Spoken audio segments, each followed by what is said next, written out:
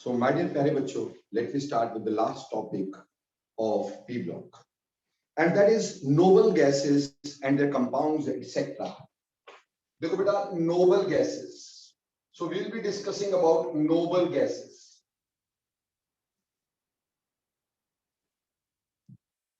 बेटा, noble gases की जहां तक बात करें, कैमरा थोड़ा आउट ऑफ फोकस है, अभी ठीक है।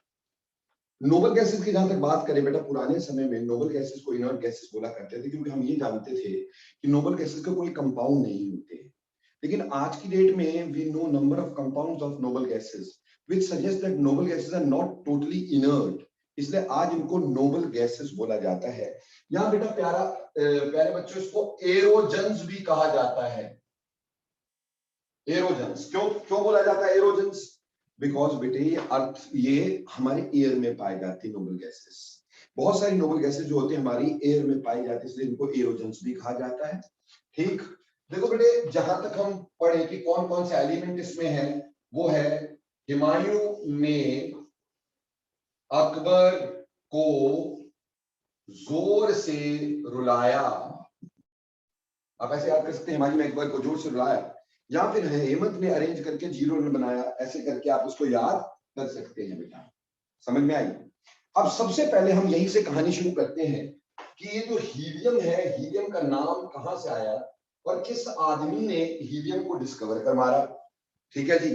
देखो, जहां तक हीलियम की बात करें, हीलियम जो है इसका नाम दिया था बेटा हमारे को from the word Helios. Helios मतलब सन, हीलियोस मतलब सन। तो क्या है कि हीलियम जो है, ठीक, ये सन के एटमॉस्फेयर में पाई जाती है। ठीक है बेटा, इसलिए इसको हम हीलियोस जो है, व्हाट यू कैन से, सन के एटमॉस्फेयर में पाई जाती है, और सन को हम हीलियोस बोलते हैं लैटिन शब्दों में। इसलिए मेरे प्यारे बच्चों, हम लोग इसको हीलियम बोलते हैं।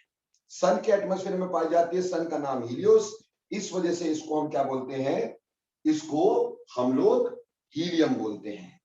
बेटा, इसकी discovery first was discovered in solar spectra by Jen Lockyer. Lockyer was the scientist जिसने इसको पहली बार डिस्कवर किया था, Lockyer, but in solar spectra, but बाद में रामसे नाम का एक साइंटिस्ट था जिसने इसको अर्थ के एटमॉस्फेयर में रामसे ने इसको डिस्कवर किया। ठीक, in earth atmosphere, in Earth's atmosphere, Ramsay detected this. Ramsay was the scientist जिसने इसको बाद में डिटेक्ट किया अर्थ के एटमॉस्फेयर में। शुरुआत में लॉकियर was the scientist जिसने इसको डिस्कवर किया था। ठीक, ये स्पेलिंग ठीक कर देते हैं। तो लॉकियर ने इसको डिस्कवर किया था। उसके बाद सेकंड बात आई नियोन। बेटा, नियोन जो है इसका मतलब है न्यू, क्योंकि जब ये डिस्कवर हुई मेरे प्यारे बच्चों, ठीक, सो उस समय इसको बोला गया कि न्यू गैस है।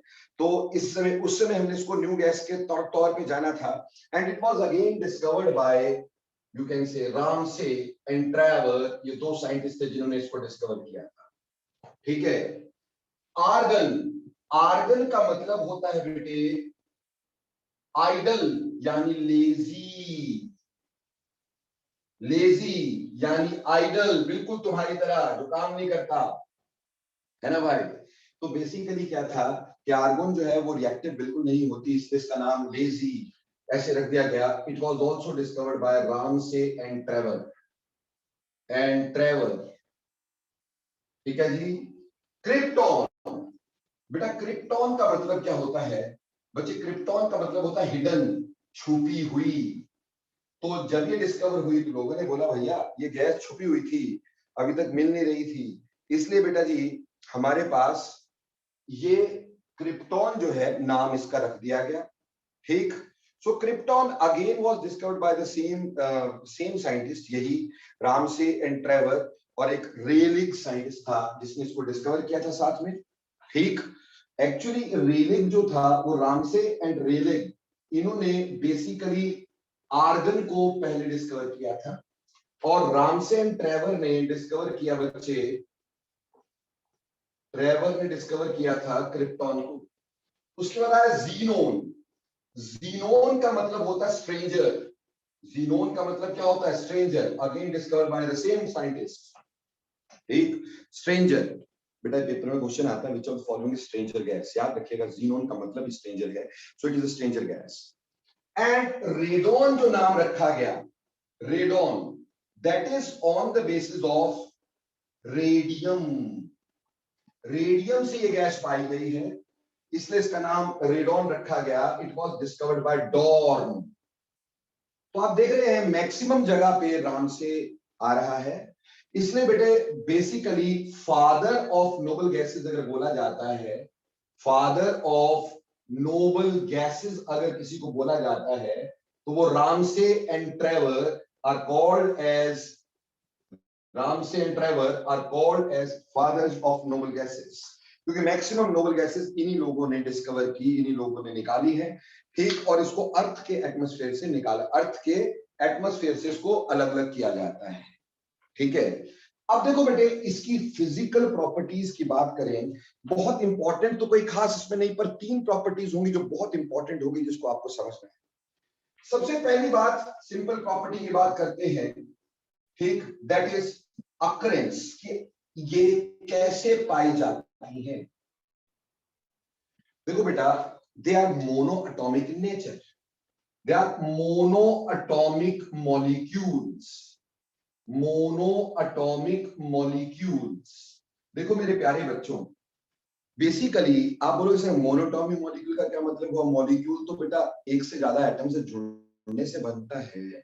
So why it is called as monoatomic molecule? क्योंकि हीलियम एग्जिस्ट करती है मोनोएटॉमिक, लाइक ऐसे हीलियम, लाइक ऐसे नियोन, मोनोएटॉमिक। लेकिन जो गैस होता है ना बेटा, गैस का कॉन्स्टिट्यूएंट पार्टिकल हम मॉलिक्यूल मान के चलते हैं। हम बोलते हैं एटम की इंडिपेंडेंट एग्जिस्टेंस नहीं होती है, तो gas exist as molecules. Gas कैसे एग्जिस्ट करती है? मॉलिक्यूल्स की तरह एग्जिस्ट करती है, इसलिए इसको नाम देते हमने मोनो एटॉमिक मॉलिक्यूल्स बोल दिया, ताकि गैस का नेचर चेंज ना हो बेटा। गैस के कॉन्स्टिट्यूटिव पार्टिकल्स को मॉलिक्यूल ही बोला जाता है, हालांकि ये एक एक एटम का बना हुआ है, क्योंकि इनकी क्लोज्ड शेल कॉन्फ़िगरेशन है, because they have closed shell configuration. Now you very well know close shell configuration का मतलब क्या होता है, कि फुली फिल्ड शेल्स हैं इसकी, तो फर्दर ये रिएक्ट नहीं करती, इसलिए डायटोमिक नहीं रहती, मोनोटॉमिक गैसेस की तरह एग्जिस्ट करती हैं। तो आपको ये आसानी से समझ में आता होगा कि they exist as monatomic gases as they have close shell configuration of NS2 NP6। ठीक है जी, so that is close shell configuration. अगली बात, एटॉमिक रेडियाई। देखो ये सारी प्रॉपर्टीज में कोई खास दम नहीं, पर बता जरूर रहा हूं। एटॉमिक रेडियस, देखो बच्चे नोबल गैसेस जो होती हैं, इनका atomic radius is largest in their respective groups. Atomic radius is largest in their respective periods, in their respective periods, अपने अपने पीरियड में ये सबसे लार्ज होती है। क्यों बेटा? देखो बेटा वो इसलिए क्योंकि बाकी सब केसेस में हम या तो वेंडरवॉल रेडियस देखते हैं, और सॉरी बाकी सब केसेस में या तो कोवलेंट रेडियस देखते हैं या मेटालिक रेडियस देखते हैं। लेकिन बेटे नोबल गैसेस के केस में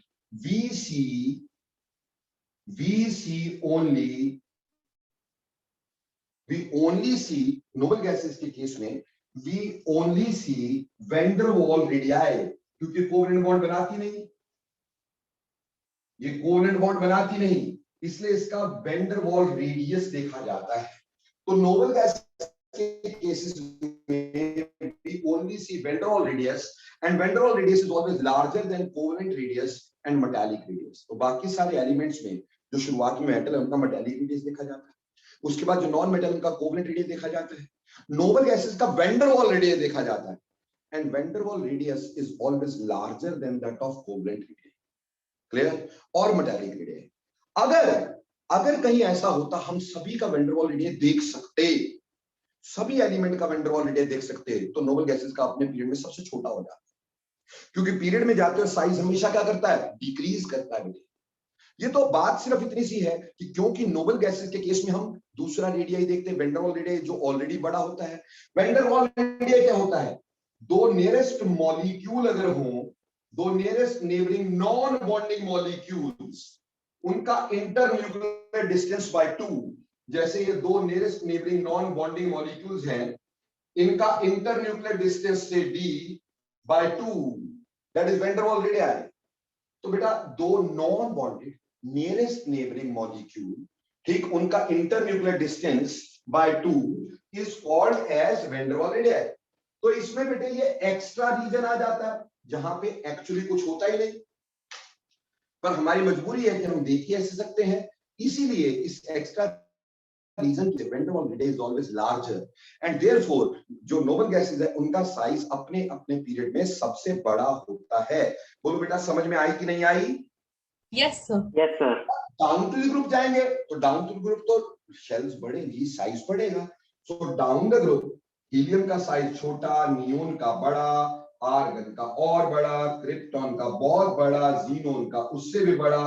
रेडॉन अगर लेनी है, मैं लेता नहीं क्योंकि उसे कैंसर होने का खतरा है ना भाई, रेडियो एक्टिव होती है ना भाई, तो इसलिए अगर ले भी लेंगे तो उसका साइज सबसे बड़ा होना चाहिए, जो कि है। तो down to the group size इसका क्या कर रहा है? इंक्रीज कर रहा है without any exception, there is nothing which is exception over here. तीसरी बात आती है ionization enthalpy. Ionization enthalpy, ionization enthalpy. देखो मेरे प्यारे बच्चों, क्योंकि noble gases fully filled close shell configuration वाली हैं, so they have very high ionization enthalpy, very high ionization enthalpies. ये डेल्टा आईएच क्या होता है? Ionization enthalpy. तो बहुत हाई आयनाइजेशन एंथैल्पी इनकी होती है, ठीक, क्योंकि क्लोज शेल कॉन्फ़िगरेशन अपने अपने रिस्पेक्टिव पीरियड में हाईएस्ट इन रिस्पेक्टिव पीरियड्स अपने अपने पीरियड्स में हाईएस्ट। और हम ये जानते हैं डाउन टू द ग्रुप हमेशा डिक्रीज करेगी आयनाइजेशन एनर्जी, क्योंकि साइज बढ़ेगा तो आयनाइजेशन एंथैल्पी डिक्रीज करेगी। तो down the group ionization enthalpy decreases, जो कि डिक्रीज करनी ही चाहिए, साइज बढ़ेगा तो आयनाइजेशन एंथैल्पी डिक्रीज करेगी। So I don't think so there is any problem regarding this, ठीक। चौथी बात हमारे पास आती है इलेक्ट्रॉन गेन एंथैल्पी, यानी इलेक्ट्रॉन लेने के लिए इलेक्ट्रॉन गेन एंथैल्पी। बेटा as it is having close shell configuration, और अगर इसको इलेक्ट्रॉन लेना है तो एक नई शेल में लेना पड़ेगा, तो ऑब्वियसली उसको एनर्जी चाहिए, तो ये एनर्जी रिलीज नहीं करेगा। तो जनरली क्या होता है कि जब भी हम इलेक्ट्रॉन लेते हैं तो एनर्जी रिलीज होती है, लेकिन इनकी इलेक्ट्रॉन गेन एंथैल्पी पॉजिटिव होती है। They have positive electron gain enthalpy. इनकी इलेक्ट्रॉन गेन एंथैल्पी जो होती है पॉजिटिव होती है। They have positive electron gain enthalpy. इनकी इलेक्ट्रॉन गेन एंथैल्पीज जो होती है वो पॉजिटिव हुआ करती है मेरे प्यारे प्यारे बच्चों। बोलो समझ में आया कि नहीं आया? Yes sir. Yes sir. Okay, ठीक। ये चार प्रॉपर्टीज में कोई खास दम नहीं है, ठीक, और ना ही कोई पूछने वाली बात है। अब जो अगली तीन चार प्रॉपर्टीज है वही में से क्वेश्चन आना है। अगली तीन प्रॉपर्टीज जो बताऊंगा उन्हीं में से क्वेश्चन आना है बेटा, तो प्लीज ध्यान दीजिएगा ये ऑर्डर। और मजे की बात बताऊं, अगली तीन प्रॉपर्टीज करवा रहा हूं, इनमें से कोई भी एक क्वेश्चन जरूर आएगा और तीनों का आंसर सेम है। तीनों का आंसर सेम है, तो एक चीज देख लोगे तो बस आंसर वही है, ठीक। सबसे पहली बात आएगी यहां पे ease of liquefaction. Ease of liquefaction या लिक्विफिकेशन बोल लो, लिक्विफैक्शन बोल लो, ठीक है जी। ईज ऑफ लिक्विफिकेशन या लिक्विफैक्शन, यानी इसको लिक्विफाई करने की जो ईज है। देखो बेटे, जब हम ईज ऑफ लिक्विफैक्शन की बात करते हैं तो होता क्या है कि ईज ऑफ लिक्विफैक्शन का मतलब होता है इसको लिक्विफाई करना कितना आसान होगा। सो down the group ease of liquefaction increases. Ease of liquefaction increases. नीचे जाते हुए लिक्विफिकेशन की ईज बढ़ती चले जाती है। Down the group ease of liquefaction increases, यानी हीलियम को लिक्विफाई करना मुश्किल है, नियोन को आसान है, ठीक, आर्गन को और आसान, क्रिप्टन को और आसान, जीनोन को और आसान। ये ईज ऑफ लिक्विफिकेशन का ऑर्डर हो गया, ठीक। क्यों भाई? क्योंकि इसमें आपस में वेंडरवॉल फोर्सेस ऑफ अट्रैक्शन होती है, और वेंडरवॉल फोर्स ऑफ अट्रैक्शन बेटा साइज के साथ बढ़ती है। डाउन ग्रुप साइज बढ़ेगा, साइज बढ़ेगा, वेंडरवॉल फोर्स ऑफ अट्रैक्शन बढ़ेगी। सो वेंडरवॉल फोर्स ऑफ अट्रैक्शन बढ़ी, मॉलिक्यूल एक दूसरे को पकड़ेंगे, अट्रैक्ट करेंगे, जिसकी वजह से उसको लिक्विफाई करना इजी होगा। सो it is because down the group size increases, hence van der Waals forces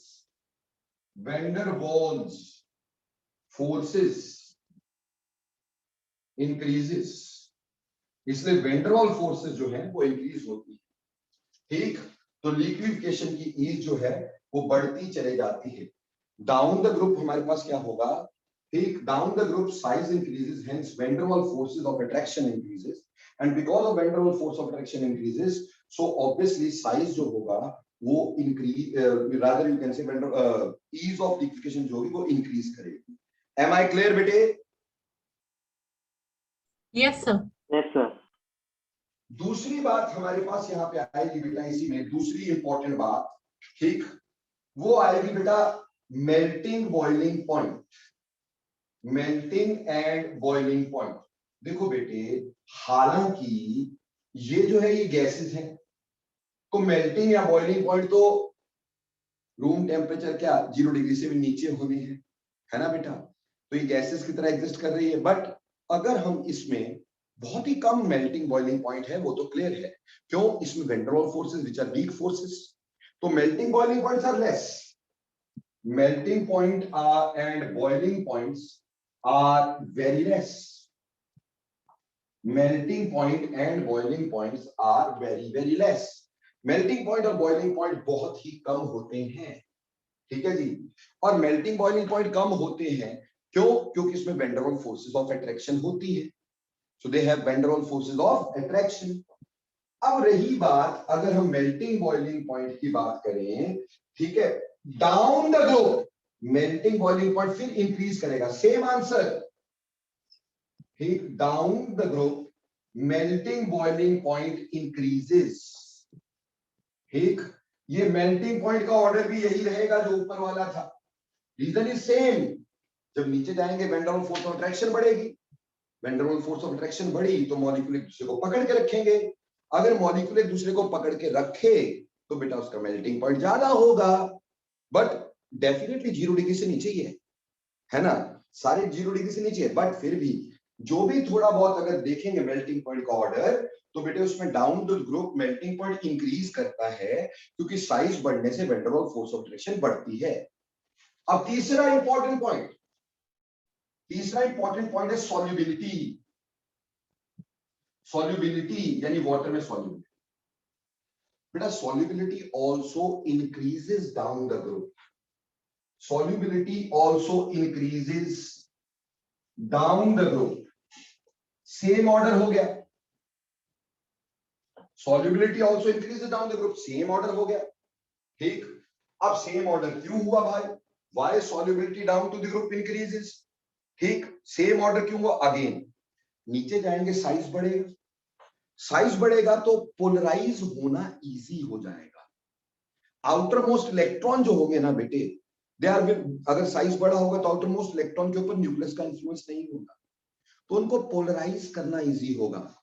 जैसे एक नोबल गैस का मॉलिक्यूल मान लो ये है, और ये मेरे पास मान लो वाटर है, ठीक, और हमें ये मालूम है कि वाटर का हाइड्रोजन पॉजिटिव है, तो ये पॉजिटिव हाइड्रोजन इसके इलेक्ट्रॉन क्लाउड को अपनी तरफ सीटियां मारेगा कि नहीं, अपनी तरफ खींचेगा कि नहीं, खींचेगा। अगर साइज बड़ा हुआ तो ये आसानी से खींच जाएगा, यानी पोलराइजेबिलिटी बढ़ती जाएगी डाउन द ग्रुप, और अगर पोलराइजेबिलिटी, पोलराइज होने की एबिलिटी बढ़ती जाएगी, तो इसकी तरफ इलेक्ट्रॉन यहाँ पे ज्यादा हो जाएंगे, तो अट्रैक्शन ज्यादा हो जाएगी, तो सॉल्युबल हो जाएगी। तो down the group size increases, therefore polarizability polarize होने की पोलराइजेबिलिटी इंक्रीजेस। और अगर पोलराइजेबिलिटी इंक्रीज हुई तो बेटा ये पोलराइज होना मतलब पॉजिटिव नेगेटिव में बन जाना, तो पॉजिटिव नेगेटिव बनेगा तो उसमें पोलैरिटी आ जाएगी, जिसकी वजह से वाटर इसको आसानी से अट्रैक्ट कर पाएगा और ये वाटर में आसानी से डिसॉल्व हो पाएंगी। बोलो, इज इट क्लियर और not? Yes, sir. Yes, sir. तो देखो बेटा, ये तीन में से एक ऑर्डर तुम्हें 101% आएगा। इन तीनों में से एक order, whether it is ease of liquefaction, whether it is melting point order, whether it is solubility order, और आंसर तीनों का सेम है। डाउन टू द ग्रुप ये क्या कर रहा है? इंक्रीज करता चला जा रहा है। तो उम्मीद करता हूं फिजिकल प्रॉपर्टीज पानी की तरह क्लियर हो गई बच्चे? Yes, sir. Yes. ओके, अब चलो बच्चे आगे अगली बात करते हैं। अब बात करेंगे chemical properties. Now we will be discussing chemical properties of halogens. देखो बेटे, 1962 तक बहुत अच्छा समय था, क्योंकि चैप्टर यही फिनिश हो जाता, क्योंकि 1962 तक हमें नोबल गैस का कोई कंपाउंड मालूम नहीं था। हमें जानते थे कि नोबल गैसेस जो थी वो कंप्लीटली इनर्ट है, अनरिएक्टिव है, ठीक। अब 1962 में एक साइंटिस्ट था बार्लैंड, पता नहीं भाई को क्या सूझी, वो कहते ना बेला नाई कुत्ता मुंडे, है ना, तो ऐसे ही कुछ बस बैठे हुए कुछ सूझा क्या, उसने सोचा कि जो ऑक्सीजन है, ऑक्सीजन सभी को ऑक्सीडाइज करती है, तो क्या कोई ऐसी चीज भी है जो ऑक्सीजन को ऑक्सीडाइज कर ले? तो इसने क्या किया, एक सुपर एसिड होता है PTF6 एक सुपर एसिड होता है मेरे दोस्त, ठीक। इसके साथ ऑक्सीजन को रिएक्ट करवा हमारा, ठीक, ये देखने के लिए कि क्या ऑक्सीजन भी ऑक्सीडाइज होती है कि नहीं। और हमारी किस्मत खराब थी कि क्या हुआ, ये ऑक्सीडाइज हो गई और इसने एक कंपाउंड ऐसा बना दिया ऑरेंज कलर का, ये ऑरेंज कलर का कंपाउंड बन गया दोस्तों, ठीक। इसको बोलते हैं ऑक्सीजिनाइल हेक्साफ्लोरोप्लेटिनेट। क्या बोलते हैं? ऑक्सीजिनाइल हेक्साफ्लोरोप्लेटिनेट, ऑक्सीजिनाइल हेक्साफ्लोरोप्लेटिनेट, ठीक है जी। ये बन गया हमारे पास कंपाउंड ऑरेंज से कलर का, ठीक। तो पता चला इसको ऑक्सीडाइज कर देता है। अब वही बात, कुछ ना कुछ करना था। भाई ने क्या सोचा कि यार जीनोन का मॉलिक्यूलर डायमीटर जो है वो ऑक्सीजन के लगभग बराबर है, यानी जीनोन का मॉलिक्यूलर डायमीटर जो है, जीनोन का मॉलिक्यूलर डायमीटर जो है वो लगभग ऑक्सीजन के बराबर है, ठीक है। एक तो जीनोन का मॉलिक्यूलर डायमीटर इसके बराबर है, दूसरी बात इसकी जो आयनाइजेशन एंथैल्पी है वो भी ऑक्सीजन के बराबर है। जैसे इसकी 1176 किलो जूल होती है आयनाइजेशन एंथैल्पी मॉलिक्यूल की, और इधर 1170 किलो जूल होती है। भाई समझ में आई मेरी बात? Yes. ऑक्सीजन की ये 70 हो गई, 76 हो गई, भाई लगभग सेम। तो आयनाइजेशन एंथैल्पी भी इनकी सेम है, मॉलिक्यूलर डायमीटर भी सेम है, इसका मतलब इनकी पोलराइजेबिलिटी भी सेम होगी, इसका मतलब हो सकता है इनके रिएक्शन भी सेम हो। तो भाई ने इसके साथ भी इसी को रिएक्ट करवा मारा, और वही बात, क्योंकि हमारी किस्मत खराब थी ना यार, तो क्या हुआ, इसका भी ऑरेंज कलर का कंपाउंड बन गया, जीनोन हेक्साफ्लोरोप्लेटिनेट। क्या बन गया? जीनोन हेक्साफ्लोरोप्लेटिनेट। ऐसे करके हमारे पास इधर भी कंपाउंड बन गया दोस्तों, ठीक। ये हम किस्मत के धनी है ना, तो ऐसे हो गया कि यहाँ पे भी हमारे पास ये कंपाउंड बन गया और हमें ये समझ में आ गया कि noble gases are not totally inert. इसका मतलब नोबल गैसेस टोटली इनर्ट नहीं है बच्चे, हम इसको इनर्ट समझ के चलते हैं, ये एक्चुअली इनर्ट नहीं होती। ठीक, ये कंपाउंड हमारे पास बन गया प्यारे बच्चों, ठीक है जी। तो इस तरह से करके हमारे पास इसका कंपाउंड बना बच्चे। पहला तो हमें समझ में आ गया कि noble gases are not totally inert, they can react, सिर्फ हमें रिएक्ट करने के लिए इसके लिए कुछ एनर्जी की जरूरत होगी। ठीक, कोई स्ट्रॉन्ग ऑक्सीडाइजिंग एजेंट की जरूरत होगी, वो अगर हम लगा दें तो बेटा बहुत आसानी से ये कंपाउंड बन सकता है।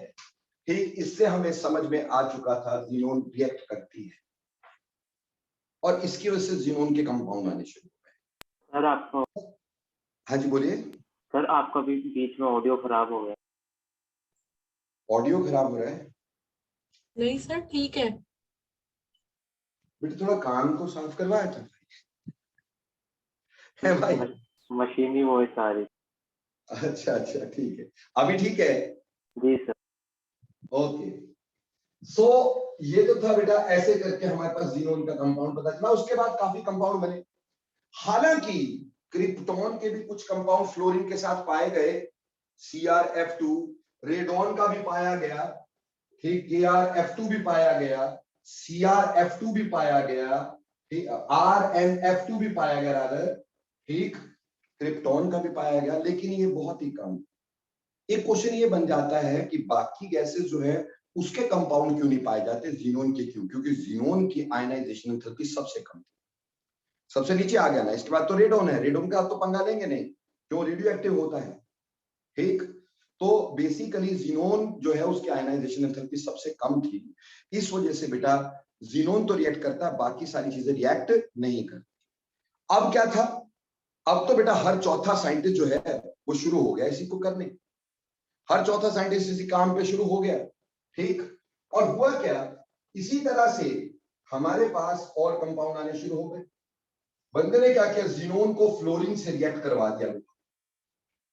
Xenon is reacted with fluorine at the pressure approximately 1 bar, at the pressure approximately 1 bar, ठीक है, रेशो 1:1 और 1 बार प्रेशर यहां पे लगा दिया। ठीक, 1 बार प्रेशर लगा दिया, टेम्परेचर कुछ रख दिया 673 केल्विन और पाया क्या, XeF2 बन गया। बेटे इसी रेशो को अगर 1:5 कर दें और 5 to 6 बार तक कर दे तो XeF4 बन जाता है। बेटा इसी रेशो को अगर 1:20 कर दे और प्रेशर 50 to 60 एटमॉस्फेयर तक या 50 to 60 बार तक कर दे तो XeF6 भी पाया जाता है। तो ऐसे ज़ीनोन के पहले कंपाउंड बने बेटा हमारे पास, that is XeF2, XeF4, XeF6। अब ये है इनकी हाइड्रोलिसिस से और कंपाउंड बने। ठीक, तो चलो मैं तुम्हें समझाता हूं कैसे हाइड्रोलिसिस करनी है, ये बहुत इंपॉर्टेंट है।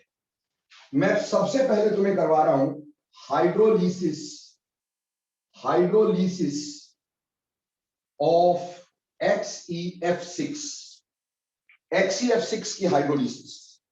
देखो बेटे, अगर मैंने XeF6 लिया और इसके साथ वाटर का रिएक्शन करवाया, देखो बहुत सिंपल, आप यहां से H2O और F निकाल देंगे तो हमारे पास 2HF निकल गया, बाकी क्या बचा, एक Xe, एक O और F4, तो XeOF4 बन गया बेटा, एक नया कंपाउंड बन गया। इसी तरह से अगर हमने और वाटर डाला इसमें, ठीक, फिर से 2H और 2F निकाल दो, यानी HF फिर से बाहर निकाल दो, बचा क्या, XeO2F2, एक तीसरा कंपाउंड बन गया भाई। अब बेटे अगर आप इसको और वाटर में डालते हो, ठीक, तो बेटे यहां से फिर से HF निकाल दो, तो 2HF फिर से निकले और बना क्या XeO3। तो ये हमारे पास स्टेप डिहाइड्रेशन। अगर हमने कम वाटर डाला 1 वाटर तो ये कंपाउंड बनेगा, उसके बाद ये कंपाउंड बनेगा, उसके बाद ये कंपाउंड बनेगा। एक बात समझ लो, ज़ीनोन के किसी भी कंपाउंड की कंप्लीट हाइड्रोलिसिस सिवाय XeF2 always give rise to this complete hydrolysis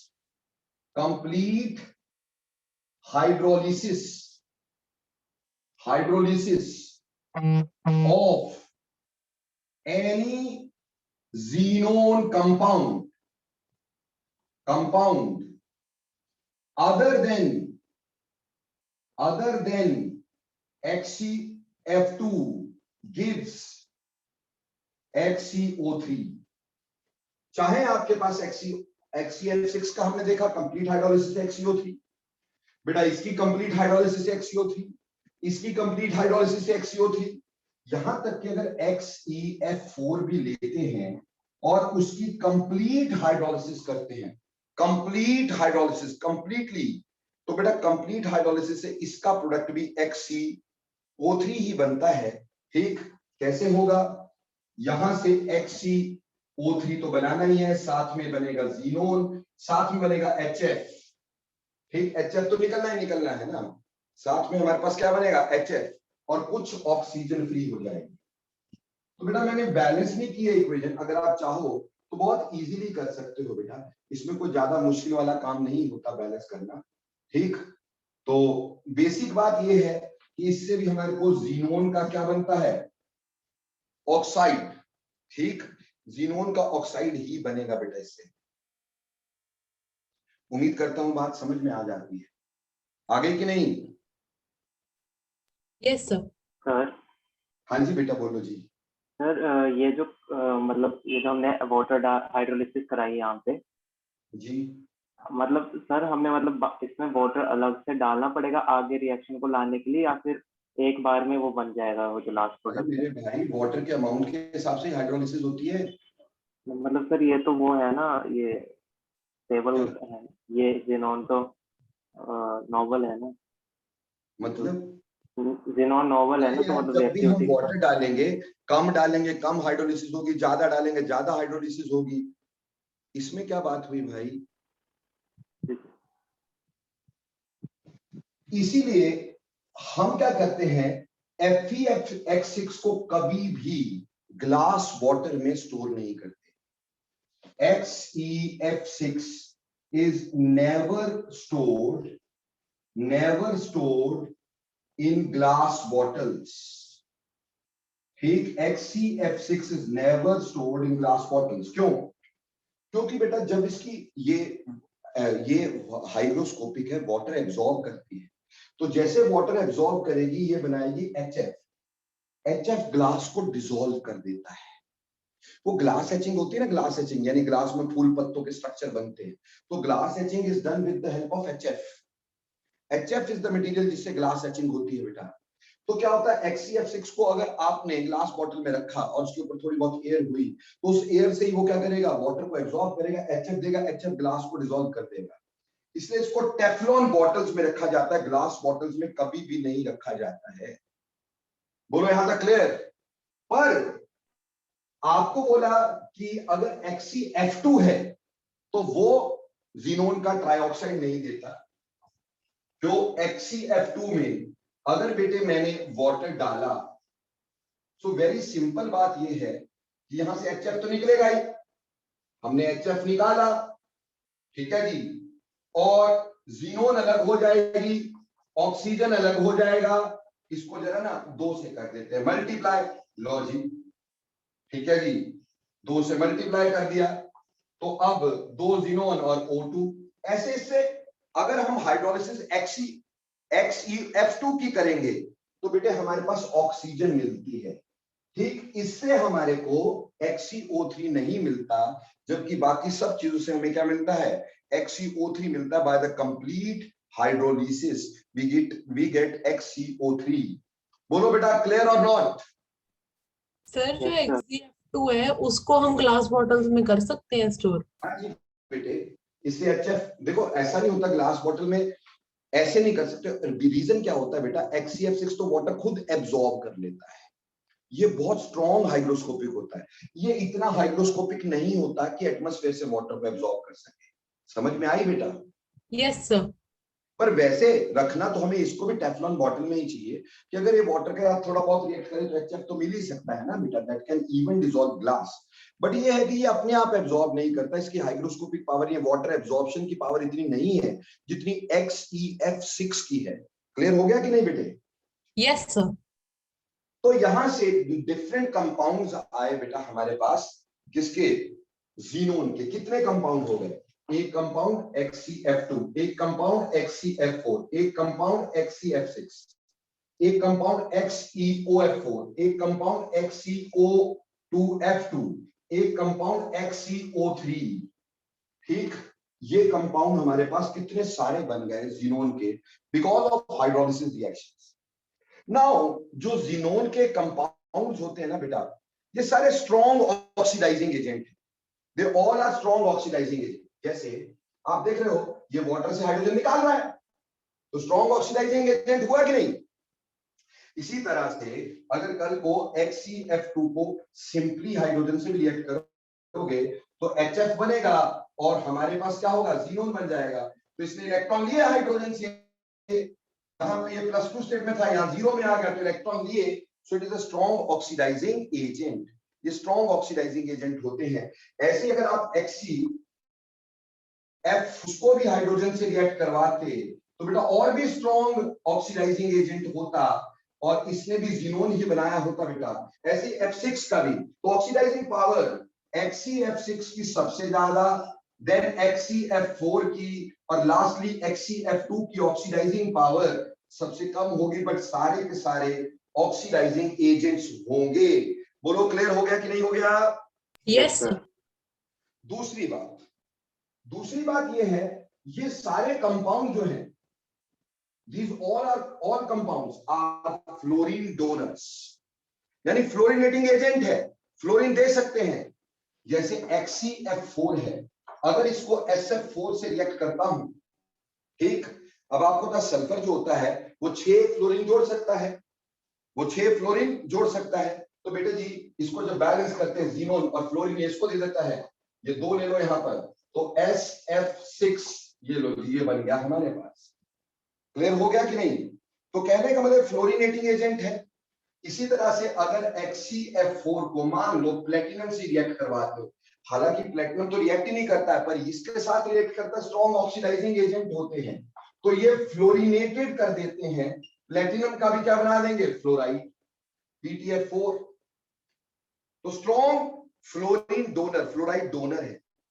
ठीक, फ्लोराइड डोनर तो है, ये फ्लोराइड डोनर तो है, बट साथ ही साथ ये फ्लोराइड एक्सेप्टर भी होते हैं, यानी फ्लोरीन को एक्सेप्ट भी कर लेते होते हैं बेटा।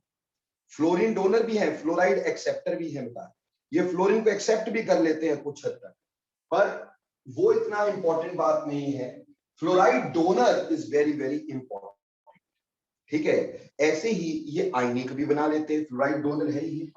XCF2 है भाई, अब इसको रिएक्ट करवा रहे हो से PF5 के साथ, तो ये अपना फ्लोरीन देके ऐसे कटायनिक भी बना लेता है, कटायनिक स्पीशीज भी बना लेता है, like this, it can form like this. Got it or not? Yes sir. Yes. Last बात है इसकी बेटा, जीनोन का ऑक्साइड XeO3, जीनोन का ऑक्साइड दैट इज XeO3। ठीक, जो हमने बोला कि किसी की भी हाइड्रोलिसिस करेंगे, किसी भी कंपाउंड की हाइड्रोलिसिस करेंगे तो हमारे पास XeO3 बनेगा। ठीक, बट XeO3 लेबोरेटरी में अगर बनाना है तो हम जीनोन, ये बेरियम पर जीनेट से बना लेते होते हैं, बेरियम पर जीनेट। ठीक, XeO3 is formed bye barium पर जीनेट। अब बेरियम पर जीनेट क्या होगा? Ba2Xe। ठीक, और जीनेट मतलब ऑक्साइड होगा, तो ये O 6 ऐसा होगा पर यूनिट। अब इसके साथ हमने बेरियम निकालना है, इससे हमने बेरियम को बाहर निकालना है। सिंपल बात है, सिर्फ बेरियम को हमने बाहर निकालना है, बाकी तो हमारे पास रह ही जाएगा। तो बेटे हम बेरियम को निकालने के लिए इसमें लेंगे H2SO4। क्या लेंगे आप? H2SO4। अब आपको अच्छे से पता है कि बेरियम और सल्फेट जुड़ के क्या बनाते हैं? Barium sulphate, which is very very high lattice energy वाला कंपाउंड। तो ये तो प्रेसिपिटेट बन ही जाएगा। यहां से जो हाइड्रोजन है वो यहां से क्या निकालेंगे? ऑक्सीजन। तो बेटा यहां से ऑक्सीजन भी निकलेगा। ठीक, अगर ऑक्सीजन निकला, ठीक, कितना? 4 हाइड्रोजन कितने ऑक्सीजन निकालेगा? बेटा 4 हाइड्रोजन जो है वो 2 वाटर बनाएगा, 2 ऑक्सीजन निकालेगा। इससे HCO4 एक और कंपाउंड बनता है HCO4। जैसे HCO3 जो था that is formed by hydrolysis of every xenon compound, वैसे HCO4 भी बनाया जा सकता है। ठीक, क्लियर हो गया कि नहीं? अब देखो बेटा, ये जो होता है एक बहुत इंपॉर्टेंट रिएक्शन, सबसे इंपॉर्टेंट रिएक्शन, जो एकमात्र इंपॉर्टेंट रिएक्शन जिसको मैं बोलूंगा जो नोबल गैसेस का पूछा जाता है। देखो, अगर बेटे मैंने ज़ीनोन का ट्राइऑक्साइड इसको बेसिक मीडियम में रखा, OH नेगेटिव में, करना कुछ नहीं, इसको जोड़ देना। जोड़ के बनाओगे HXeO4 1 नेगेटिव, क्यों जी? है ना जी? बस H लग गया, O लग गया, HXeO4 1 नेगेटिव। हाइड्रोजन जीनेट हो गया, आयन है, हाइड्रोजन जीनेट आयन, हाइड्रोजन जीनेट आयन जो फर्दर और बेस के साथ रिएक्ट करे, जो फर्दर और बेस के साथ रिएक्ट करे। ध्यान देना, इसमें एसिडिक हाइड्रोजन है पुत्र। ठीक, तो एसिडिक हाइड्रोजन जो है वो बेस निकाल लेगा और क्या बनाएगा? वाटर। तो इससे परजीनेट आयन बनता है HCF। देखो यहां से H2O निकाल दो, वाटर निकाल दो, तो बाकी क्या बचा हमारे पास? HCO6 4 नेगेटिव, HCO6 4 नेगेटिव, और साथ में हमारे पास बनेगा ज़ीनोन और बनेगी ऑक्सीजन और वाटर। अब ध्यान देना, इधर बेटा समझाने की कोशिश करता हूं। यहां ज़ीनोन की ऑक्सीडेशन स्टेट अगर निकालोगे तो 1 + X + -2 × 4 should be equal to -1। तो यहां आया 1 + X - 8 = -1, यानी X = कितना आएगा? +6। तो यहां ज़ीनोन +6 में है। यहां देखोगे तो ज़ीनोन की ऑक्सीडेशन स्टेट क्या होगी? यहां देखोगे ज़ीनोन की oxidation state X + -2 × 6 should be equal to -4। तो X - 12 = -4, यानी X = +8। तो ऑक्सीडेशन स्टेट इंक्रीज भी हुई और ये 0 डिक्रीज भी हुई। तो इट डिस्प्रपोर्शनेट्स, यहां पे क्या हो गई? डिस्प्रपोर्शनेशन।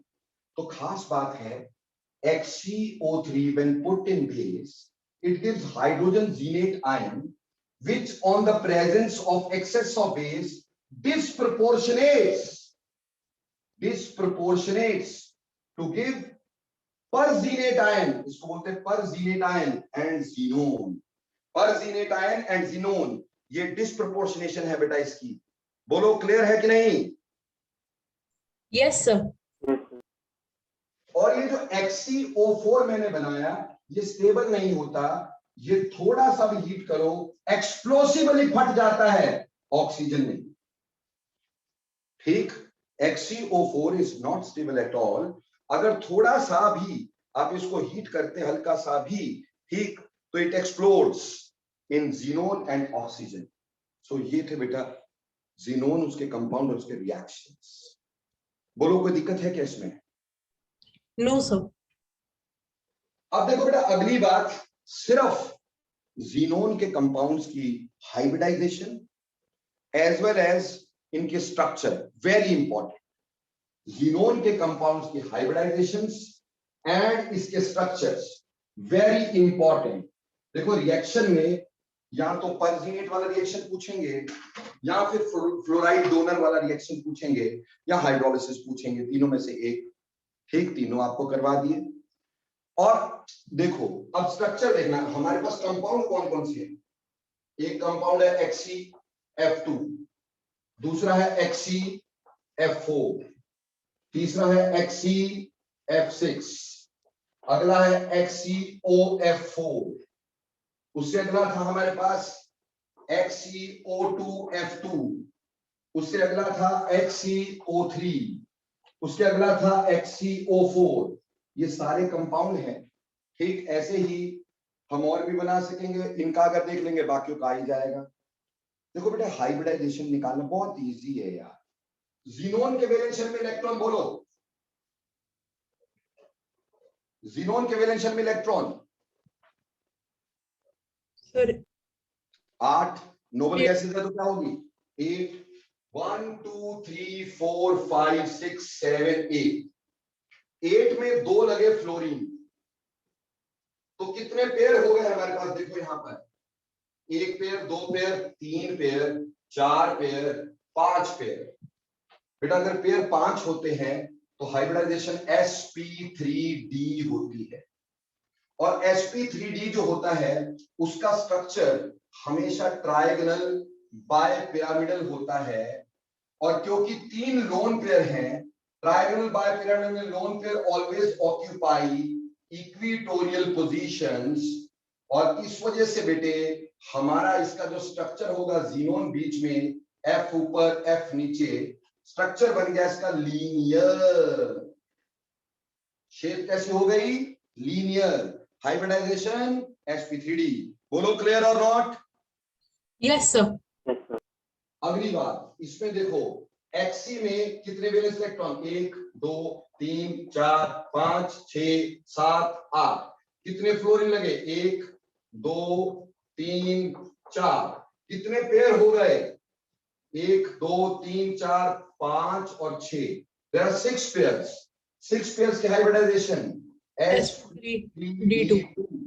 ठीक, sp3d2 का स्ट्रक्चर बेटे जी ऑक्टाहेड्रल, ऑक्टाहेड्रल। लेकिन यहां पे 2 लोन पेयर, तो 2 लोन पेयर, एक यहां एक यहां, तो हमारे पास फ्लोरीन लगी यहां पर, तो इसको बोलेंगे स्क्वायर प्लेनर। क्या स्ट्रक्चर बोलेंगे, स्क्वायर प्लेनर। प्लेनर। तो ऐसे स्क्वायर प्लेनर शेप हो गई इसकी बच्चे। अब आ जाओ XeF6, तो जीनोन के वैलेंस शेल में अगेन 1 2 3 4 5 6 7 8, और हमारे पास फ्लोरीन लगे 6, 1 2 3 4 5 6। कितने पेयर आ गए, पेयर देखेंगे 1 2 3 4 5 6 7। 7 पेयर की हाइब्रिडाइजेशन sp3d3 हाइब्रिडाइजेशन, जिसका स्ट्रक्चर होता है पेंटागनल बाय पिरामिडल। तो बेटे जीनोन के आसपास ऐसे पेंटागन बनाना चाहिए, और हमारे पास ऐसे बाय पिरामिडल होना चाहिए। लेकिन there is one lone pair, तो लोन पेयर मैंने यहां बना दिया, तो बाकी जगह फ्लोरीन हो गई। तो अब ये पेंटागनल तो रहा नहीं, इसको बोलेंगे डिस्टॉर्टेड ऑक्टाहेड्रल। क्या बोलेंगे, डिस्टॉर्टेड ऑक्टाहेड्रल, ऑक्टाहेड्रल। अब आ जाओ XeF4, तो जीनोन में वैलेंस इलेक्ट्रॉन 1 2 3 4 5 6 7 8। ठीक है जी। और बेटे 4 फ्लोरीन, फ्लोरीन सिंगल बॉन्ड से 1 2 3 4। ऑक्सीजन डबल बॉन्ड से जुड़ता है, तो ये लो। अब कितने सिग्मा पेयर, सिर्फ सिग्मा पेयर कितने, 1 2 3 4 5 और 1 6। पाई बॉन्ड नहीं गिनना है। ठीक, तो 6 पेयर की ज्योमेट्री बोलो, sp3d2। 6 चीजें लिखनी है ना, यस 3p 2d, तो sp3d2। और sp3d2 का जो स्ट्रक्चर होता था वो होता था बेटा octahedral, but because of one lone pair which is over here, यहां पे ऑक्सीजन, 4 फ्लोरीन, ये बन जाएगा स्क्वायर पिरामिडल। स्ट्रक्चर कैसा बन जाएगा इसका, ये स्क्वायर और ऊपर पिरामिड, तो स्क्वायर पिरामिडल, स्क्वायर पिरामिडल। बोलो क्लियर और नॉट। Yes, sir. अब XeO2F2, तो जीनोन के वैलेंशन में 1 2 3 4 5 6 7 8, फ्लोरीन कितने 1 2, ऑक्सीजन कितने 2, डबल बॉन्ड से जुड़ेंगे। आपने गिनने क्या है, सिग्मा पेयर। सिग्मा पेयर कितने 1 2 3 4 5, 5 पेयर की हाइब्रिडाइजेशन क्या होती है sp3d, और sp3d की शेप क्या होती है trigonal bi pyramidal, trigonal bi pyramidal. But एक है लोन पेयर, तो lone pair should occupy which condition, equatorial position. तो यहां पे बीच में लगाओ जीनोन, यहां पे double bond oxygen, double bond oxygen, यहां पे F, यहां पे F। इसको बोलेंगे सी सॉ शेप। क्या बोलेंगे, सी सॉ शेप। अगर हमारे पास ट्राइगोनल बाई पिरामिडल में एक लोन पेयर आता है तो सी सॉ बनता है। ठीक है जी। अब रही बात XeO3, तो XeO3 में 1 2 3 4 5 6 7 8, और 3 हमारे पास क्या है oxygen, double bond oxygen, double bond oxygen, double bond oxygen. हमारे पास सिग्मा पेयर कितने बेटा 1 2 3 और 1 4, 4 सिग्मा पेयर। तो 4 सिग्मा पेयर जो है उसकी हाइब्रिडाइजेशन कैसी होती है, 4 सिग्मा पेयर की, 4 सिग्मा पेयर की हाइब्रिडाइजेशन sp3।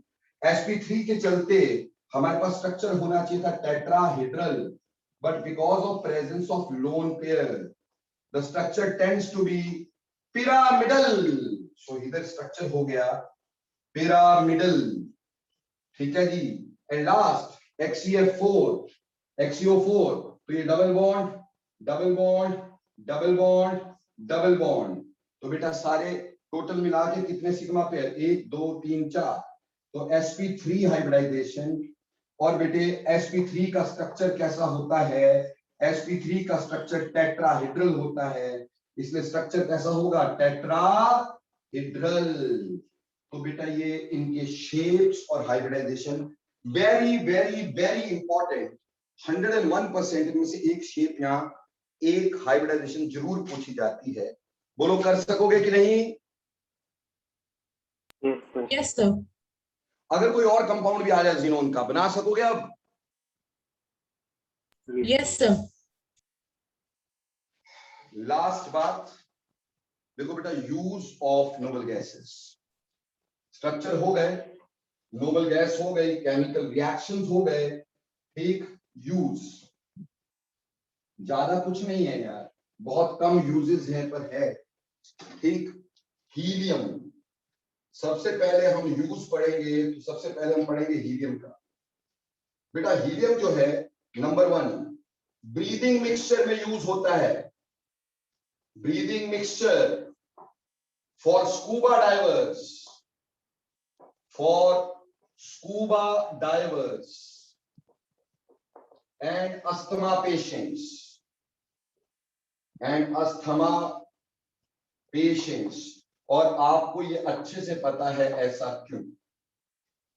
स्कूबा डाइवर वाला सॉल्यूशंस में करवाते हैं ना कि डाउनवर्ड जाते हो नाइट्रोजन की सॉल्युबिलिटी बढ़ जाती है, तो बेंड्स नाम की डिजीज हो जाती है, तो हम हीलियम देते हैं ताकि वो ब्लड में डिसॉल्व ना हो। तो ब्रीदिंग मिक्सचर में यूज होती हीलियम। सबसे इंपॉर्टेंट काम ही हीलियम का ये है, ये ब्रीदिंग मिक्सचर में यूज होती है। फिर बेटा एक एटमॉस्फेरिक बैलून जो होते हैं उसमें भी यूज होती है। ये बड़े बड़े बैलून होते हैं ना भाई, एटमॉस्फेरिक बैलून्स, जिसमें लोग इधर उधर सैर भी करते हैं, मजे करते हैं ना, वो बड़े बड़े से बैलून होते हैं जिसमें लोग सैर करते हैं, है ना। तो एटमॉस्फेरिक बैलून्स में यही गैस यूज होती है बेटा। ठंडा करने के बाद this is cryogenic fluid, cryogenic fluid, ठंडा करने वाला फ्लूइड की तरह यूज होता है ये। सो it is a cryogenic fluid. ये हीलियम के यूज हो गए बेटा, ठीक। हीलियम के और भी यूज होते हैं, ठीक।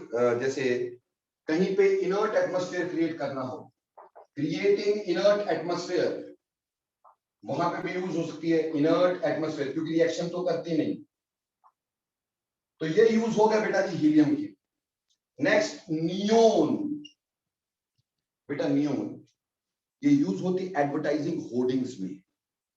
Advertising hoardings, advertising hoardings. What do you mean by advertising hoardings? है भाई, वो जो नियॉन ट्यूब्स होती है ना, पिज्जा का Yes. साइन देखी कभी, है ना, उसमें ट्यूब्स होती पतली पतली सी, वो नियॉन ट्यूब्स होती है। जैसे बुर्ज खलीफा कभी देखा होगा, रंगदार सा, है ना, तो बेटा उसमें जो ट्यूब्स लगती है ना कलर देने के लिए, वो नियॉन ट्यूब्स होती है। बीकन लाइट्स होती हैं, उसमें नियॉन ट्यूब्स का यूज होता है बेटा। तो नियॉन बल्ब जो है ये कई जगह पे एडवर्टाइजिंग होर्डिंग्स में काम करते हैं। ग्रीन हाउसेस में यूज होते हैं नियॉन बल्ब्स, यहां तक कि बोटेनिकल गार्डन्स में यूज होते हैं नियॉन बल्ब्स, बहुत जगह यूज होते हैं बेटा जी। क्लियर हो गई कि नहीं? Yes, sir. क्योंकि ये बहुत हाई वोल्टेज को कैरी कर सकता है, कैन कैरी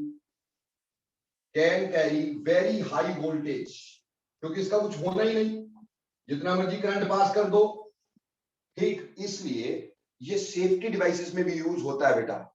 ठीक, can carry very high extreme high voltage, ठीक। Therefore neon is used in safety devices, current वरंट से बचने की। ठीक है जी, इसमें भी नियॉन का यूज होता है। फिर जो बीकन लाइट्स होती हैं, now what do you mean by beacon lights? वो देखते हैं ना भाई एम्बुलेंस के ऊपर T T T T T, है ना, उसके अंदर कौन सी लाइट होती है बेटा? उसके अंदर नियॉन की गैस भरी जाती है, बहुत ब्राइटली जलती है। ठीक, मतलब जलती नहीं, ये भी नियॉन बल्ब्स की तरह काम करती है। तो बीकन लाइट्स में नियॉन यूज होती है। आर्गन की बात करते हैं, ठीक है जी। आर्गन जो है मेनली इनर्ट एटमॉस्फेयर के लिए यूज करते हैं, for providing inert atmosphere in metallurgy etcetera. Inert atmosphere के लिए यूज होती है, जहां हमें इनर्ट एटमॉस्फेयर चाहिए होता है वहां हम यूज कर लेते हैं बेटा आर्गन का। मोरओवर बेटा ये एयर सेंसिटिव होती है, तो ये air sensitive you can say air sensitive होने की वजह से लेबोरेटरीज में भी यूज होती है आर्गन, ठीक। लेकिन सबसे इंपॉर्टेंट बात, इनकंडेंसेंट बल्ब्स में, इनकंडेंसेंट बल्ब्स जो पुराने जमाने में बल्ब नहीं होते थे, उसके अंदर का एटमॉस्फेयर आर्गन का ही होता था, क्योंकि रिएक्ट नहीं करती। तो इनकंडेंसेंट बल्ब्स में हम आर्गन को यूज करते थे। नियॉन साइंस में भी इसको साथ में मिक्सचर करते हैं, इन नियॉन साइंस उसमें भी साथ ही में इसको नियॉन के साथ आर्गन को यूज करते हैं। आर्गन के बाद आई क्रिप्टॉन। क्रिप्टॉन बेटे हाई स्पीड फोटोग्राफी में यूज होती है। In flash bulbs of high speed photography,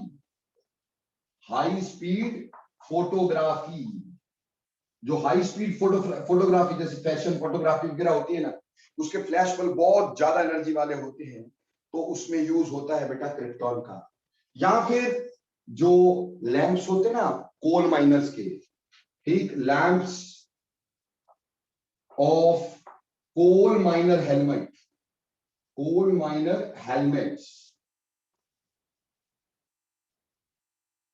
ठीक। जो कोल माइनर एक टोपी पहन के आगे लाइट होती है ना लगी हुई ताकि दिखाई दे, ठीक, उसमें क्रिप्टॉन का ही एटमॉस्फेयर यूज होता है बेटा। ठीक है जी, क्लियर हो गया कि नहीं? Yes, sir. Thickness of metal को डिटेक्ट करने के लिए भी यूज करते हैं इसको, use to detect thickness of metal, ठीक। फिनोमिना होता है एक, वो आपको पढ़ने की भी जरूरत नहीं। जीनोन बेटा, जीनोन एक तो इनर्ट एटमॉस्फेयर के लिए, फॉर क्रिएटिंग इनर्ट एटमॉस्फेयर,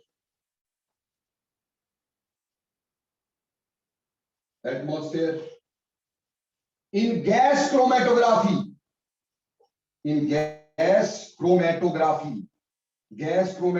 में बेटे जीनोन ही यूज होती है। गैस क्रोमेटोग्राफी में जीनोन का ही यूज होता है बेटा। ठीक, it is also used with krypton in high speed photography, also used with krypton in high speed photography, high speed photography, ठीक। एंड लास्टली हमारे पास है रेडॉन। बेटा रेडियो एक्टिव होने की वजह से कैंसर थेरेपीज में यूज होती है, यूज्ड इन कैंसर थेरेपीज, क्योंकि रेडियो एक्टिविटी है इसके अंदर, रेडियो एक्टिव है, तो रेडियो एक्टिव कैंसर थेरेपीज वगैरह में यूज होती है मैलिग्नेंट कैंसर को ठीक करने के लिए, या रेडियो एक्टिव रिसर्चेज में, रेडियो एक्टिव रिसर्चेज में यूज होती है। तो ये थे use, and this was it with P block. तो भाई यहां हमने पी ब्लॉक को पोलोराम कर दिया है। एक चीज मैंने फ्रॉम द +1 से शुरू की थी बेटा पी ब्लॉक, मैंने बोरोन फैमिली से शुरू की थी, 24 लेक्चर दिए हैं तुमने पी ब्लॉक। एक लोग 6 ब्लॉक में 6-7 लेक्चर में खत्म करवाते, मैंने 24 लेक्चर करवाए, और कभी बीच में ये नहीं किया कि हाँ जी मजे लिए, नहीं, पूरा पढ़ाया है तसल्ली से, और उसका मेरे पास प्रूफ है क्योंकि सब वीडियोज हैं। ठीक, चलिए एनी हाउ, कोई क्वेश्चन है तो पूछ सकते हैं। सर मेरा ना एक जनरल डाउट है हाँ जी पूछो। कि